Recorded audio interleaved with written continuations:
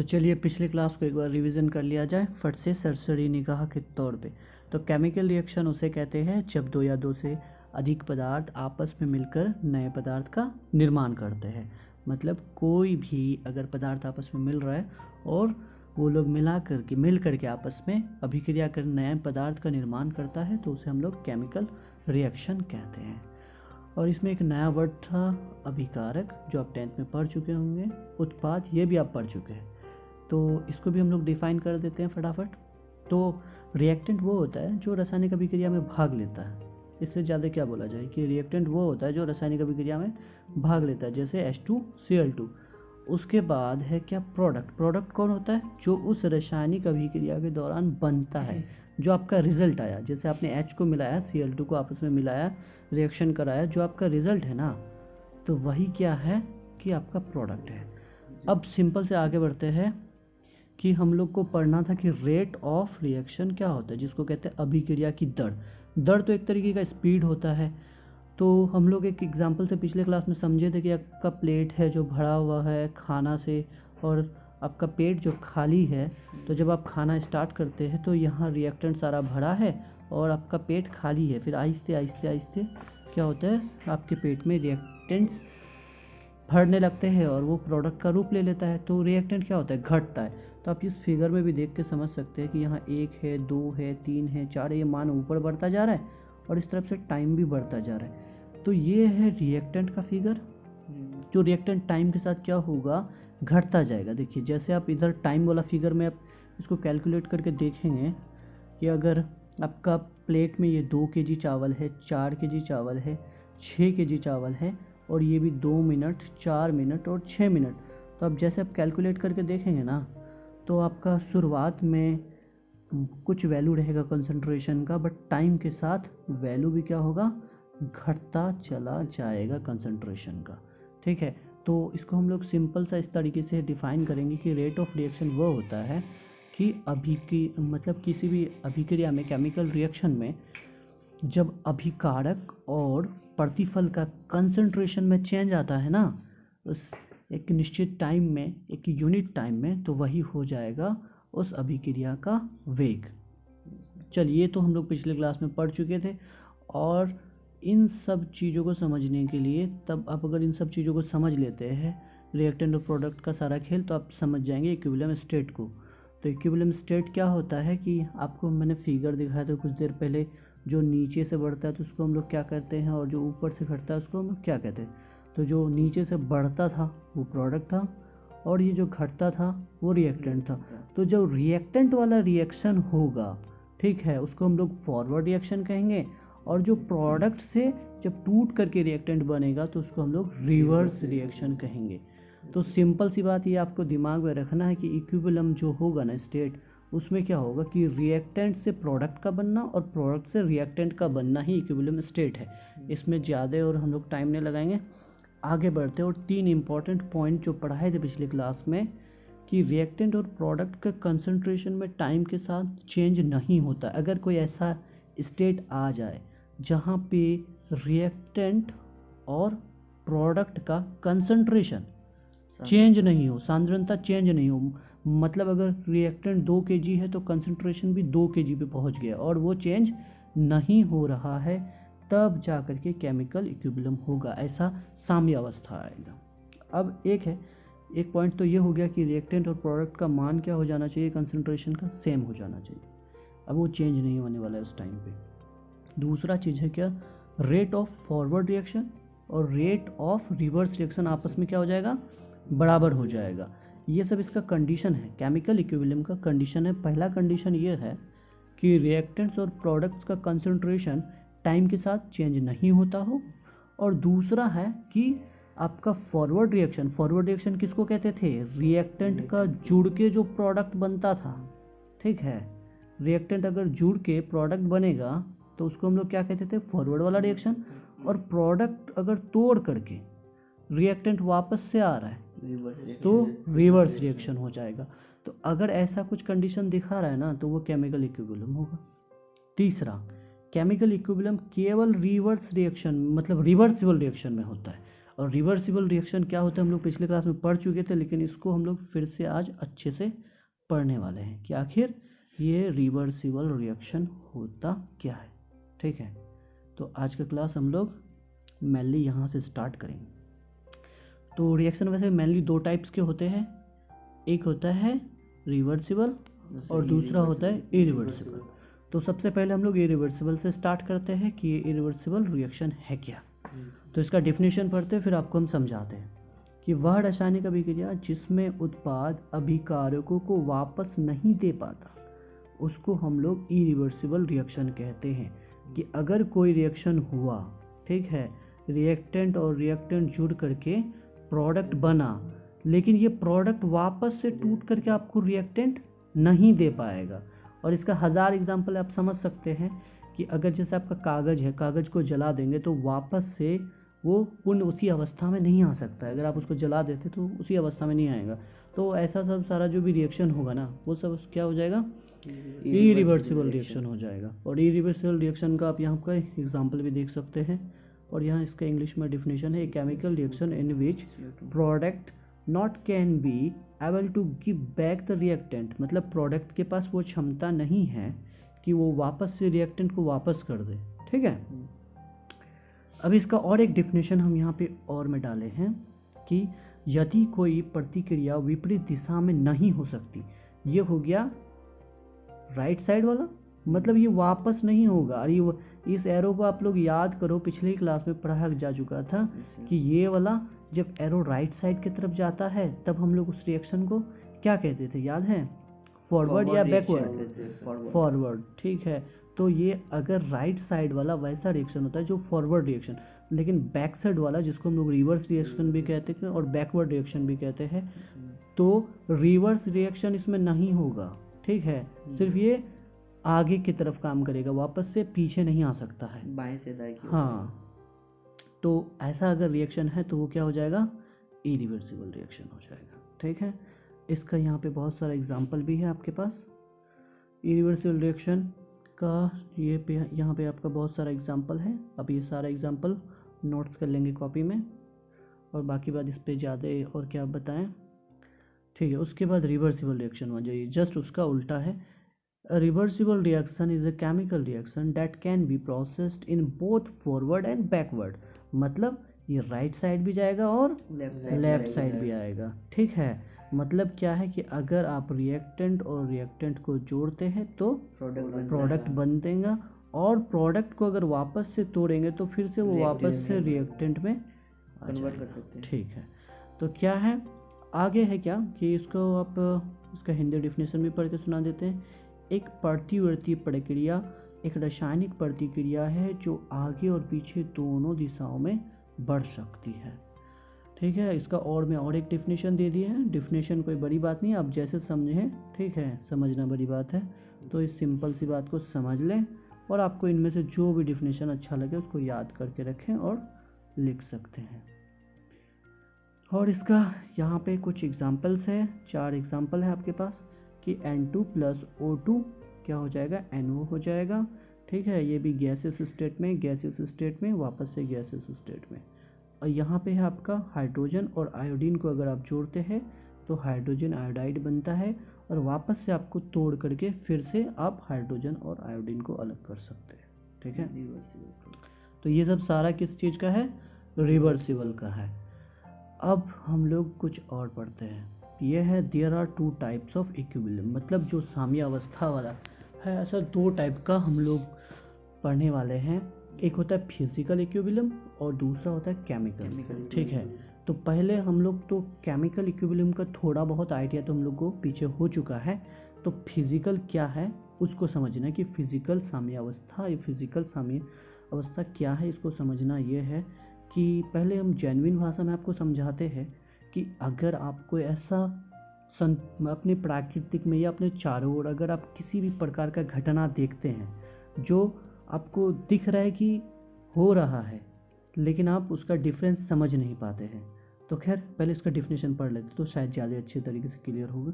कह रहा है कि भौतिक संतुलन एक संतुलन अवस्था है जिसमें सिस्टम की भौतिक स्थिति नहीं बदलती है। मतलब कि आपके नेचर में ना कोई अगर ऐसा रिएक्शन हो रहा है जिसमें सिस्टम तो बिल्कुल वैसा ही है, आपको लग रहा है कि बिल्कुल वैसा है, लेकिन एक्चुअल में उसमें बदलाव आता है बट आपको दिखता नहीं है। क्योंकि फिजिकल क्या होता है कि जो भी चीज़ आपको दिख रही है, जो भी सारी चीज़ आपको एटमॉस्फेयर में दिख रहा है वो सारा चीज़ फिजिकल है, ठीक है।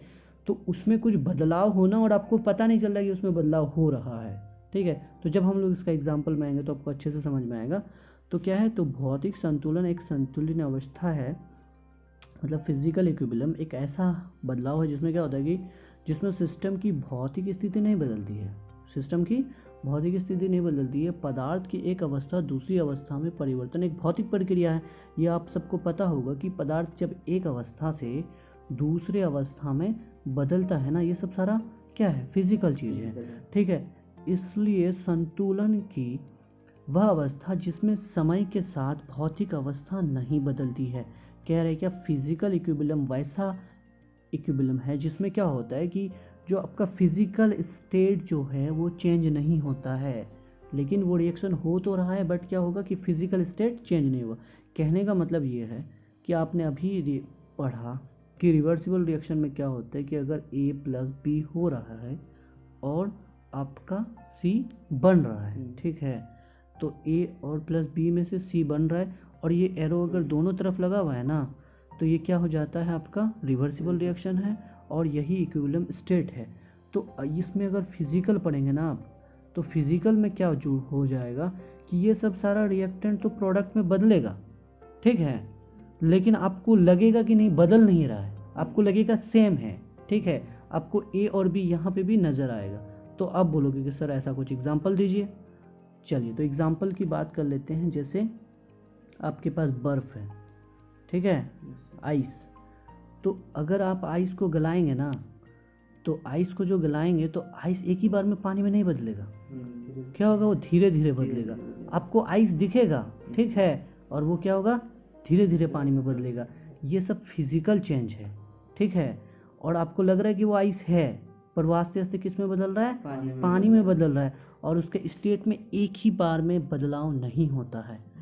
मतलब नेचर में बदलाव तो हो रहा है बट एक ही बार में बदलाव नहीं हो रहा है। तो ऐसा आपको इसका 3 टाइप्स पढ़ना पड़ेगा, ठीक है।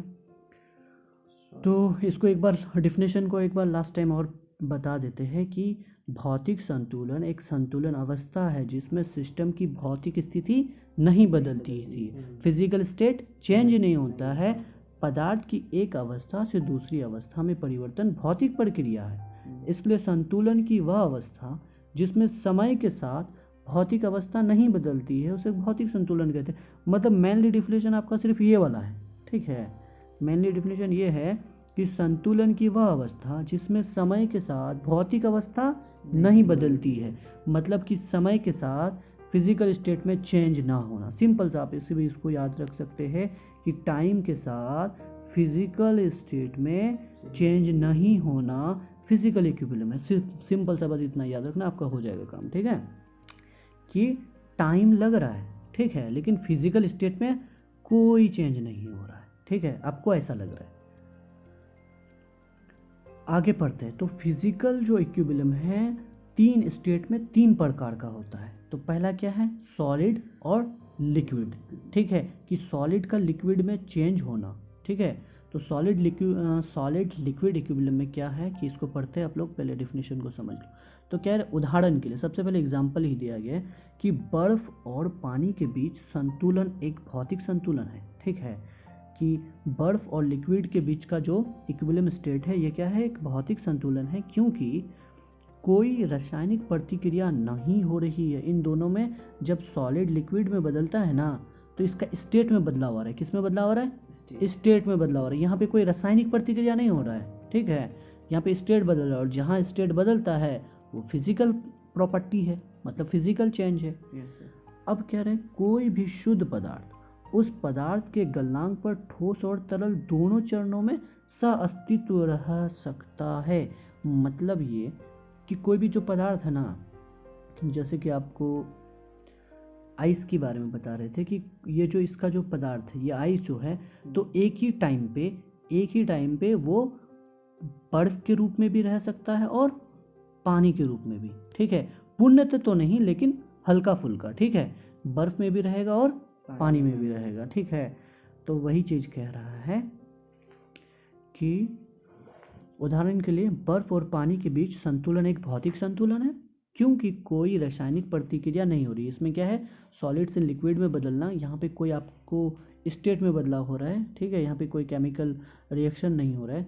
कोई भी शुद्ध पदार्थ उस पदार्थ के गलनांक पर ठोस और तरल दोनों चरणों में सह अस्तित्व रहता है। गलनांक व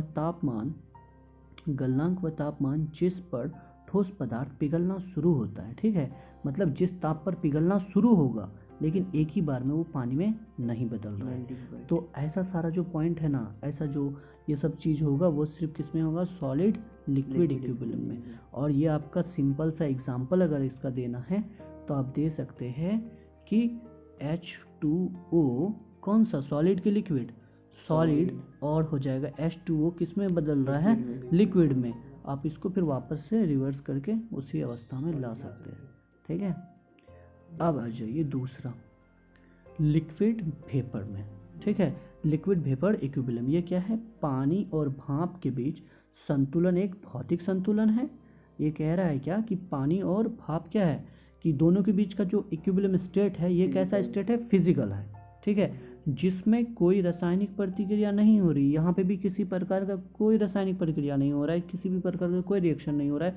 हालांकि इस प्रकार का संतुलन केवल बंद प्रणालियों के अंदर या बंद कंटेनर के अंदर होगा जब तक ये वाष्प संतुलन से बाहर ना निकल जाए। कहने का मतलब कि अगर ये रिएक्शन आप देखना चाहते हैं, ठीक है, लिक्विड का वेपर में बदलना और वेपर का लिक्विड में बदलना, तब तो आपको एक कंटेनर में ये काम करना पड़ेगा, ठीक है। आप एक कंटेनर में क्या करें, पानी को गर्म करेंगे तो ये भाप में बदलेगा, फिर वापस से पानी में बदल जाएगा।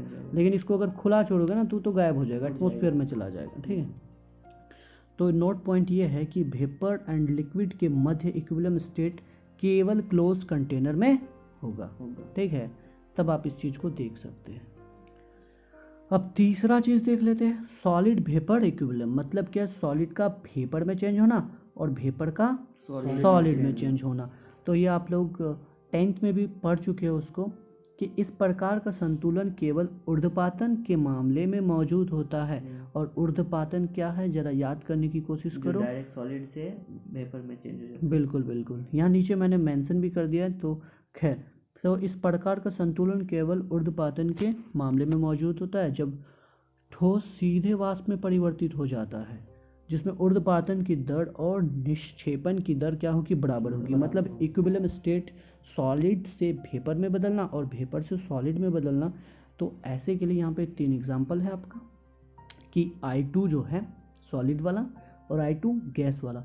आप इसको अगर गर्म करेंगे कंटेनर में, ठीक है, तो ऐसा आप कर सकते हैं। उसके बाद आपका यहाँ पे NH4Cl, ये सॉलिड वाला, और इसको क्या कर सकते हैं, गैस में बदल सकते हैं। ये आपका 3 एग्जांपल है। और ये जो आपका 2 नया वर्ड आया, ऊर्ध्वपातन और निक्षेपण, इसको भी थोड़ा सा क्लियर कर दिया जाए, ठीक है। तो क्या है ऊर्ध्वपातन, तो ऊर्ध्वपातन आप लोग पढ़ ही चुके होंगे, फिर भी थोड़ा सा बता देते हैं। क्या, किसी पदार्थ का द्रव अवस्था से गुजरे बिना सीधे ठोस से गैस में बदल जाना क्या हो जाएगा, ऊर्ध्वपातन हो जाएगा। कि ये है तो सॉलिड, और इसको आपने क्या किया, रिएक्ट किसी चीज़ को गर्म किया, ठीक है, या एटमॉस्फेयर के कांटेक्ट में आया तो ये सीधे किस में बदल गया, गैस में अगर बदल गया तो ये सारा प्रोसेस हो जाएगा ऊर्ध्वपातन। दूसरा है डिसॉर्प्शन, ठीक है, निक्षेपण। तो क्या है डिसॉर्प्शन, क्या है कि ये एक थर्मोडायनेमिक प्रोसेस है। अब थर्मोडायनेमिक प्रोसेस आप पढ़ चुके हो, ठीक है, कि जिसमें कोई गैस ठोस बन जाती है, इसकी उल्टी प्रक्रिया को हम लोग ऊर्ध्वपातन कहते हैं। इसका जस्ट उल्टा प्रोसेस क्या है, ऊर्ध्वपातन। मतलब यहाँ पे क्या हो रहा है कि गैस ठोस बन जाता है, यहाँ पे आपका सॉलिड गैस बना और गैस ठोस बना, ठीक है। तो चलिए, तो बाकी बात हम लोग इसको फिर से एक बार थोड़ा सा देख लेते हैं, कि यहीं से बता देते हैं कि फिजिकल, आपका फिजिकल इक्विलिब्रियम क्या है। तो यहाँ पे समझने वाली बात ये है कि फिजिकल, तो पहले आपको फिजिकल स्टेट दिमाग में लाना होगा, क्योंकि जितना भी सारा दुनिया में चेंज हो रहा है, ठीक है। चलिए इसको हम लोग फिगर से समझ लेते हैं कि फिजिकल जो होता है ना, फिजिकल का मतलब ये होता है कि आपके सराउंडिंग जितनी भी सारी चीज़ें हैं, वो सारा चीज़ जो आप देख पा रहे हो, तो वो फिजिकल है, ठीक है। तो अब इक्विलिब्रियम स्टेट कहने का मतलब ये है इक्विलिब्रियम स्टेट का सबसे बड़ा कंडीशन है कि वो रिवर्स होना चाहिए। क्या होना चाहिए? रिवर्स रिवर्स होना चाहिए। तो अगर आपके नेचर में कोई ऐसा फिजिकल चेंज है, ठीक है, जो वापस से क्या हो सकता है? रिवर्स हो सकता है। अगर कोई फिजिकल चेंज है और वापस से वो रिवर्स हो सकता है, तो ऐसा सब चेंज होना फिजिकल इक्विलिब्रियम हो जाएगा। और इसके लिए 3 कंडीशन आपको बताया। पहला कंडीशन था सॉलिड से लिक्विड में बदलना, फिर क्या था? लिक्विड से गैस में बदलना, फिर सॉलिड से गैस में बदलना। तो ये सब सारा चीज़ आपको दिमाग में रखना है, ठीक है। तो फिर हम लोग नेक्स्ट क्लास में पढ़ेंगे आगे की क्लास।